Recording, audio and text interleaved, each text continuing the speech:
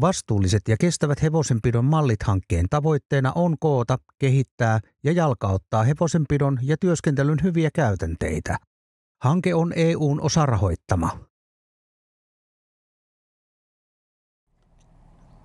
Hevonen on sosiaalinen laumaeläin ja kosketus toisiin hevosiin on sen hyvinvoinnille keskeistä.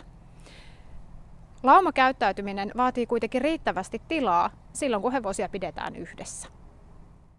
Tutkimusten mukaan vapaaehtoinen sopuisa läheisyys on luotettavin mittari laumakäyttäytymisen hyvinvointia lisäävästä vaikutuksesta.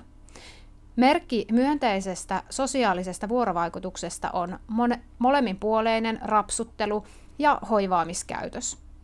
Hyvin toimeentulevat hevoset myös lepäilevät lähellä toisiaan. Arvojärjestykseen liittyvää aggressiivista käytöstä esiintyy eniten silloin, kun toisille vieraita hevosia yhdistetään samassa rajallisessa tilassa. Liian vähäinen tila voi lisätä epäsopua myös tuttujen hevosten kesken.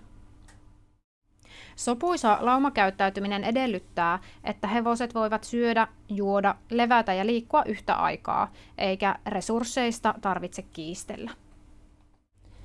Hevosten sopuisaa sosiaalista käyttäytymistä voidaan edistää esimerkiksi seuraavilla tavoilla. Ensisijaisesti etsimällä hevoselle sopiva tarhakaveri. Jakamalla heinä ja vesi useampaan paikkaan eri puolille tarha-aluetta. Tarha-aitaa voidaan muokata siten, että hevosten välinen koskettaminen on mahdollista jossakin kohtaa aitaa. Karsinarakenteita voidaan muokata siten, että hevosilla on kosketusmahdollisuus myös tallissa. Vieraat hevoset on hyvä totuttaa toisiinsa asteittain. Esimerkiksi tutustuminen viereisestä tarhasta aidan yli voi edistää sopuisuutta yhdistämisvaiheessa.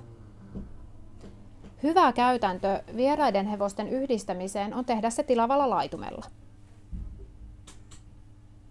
Hevosten sosiaalista käyttäytymistä on tärkeää arvioida ja tehdä tarvittaessa muutoksia hoito- ja pitokäytänteisiin.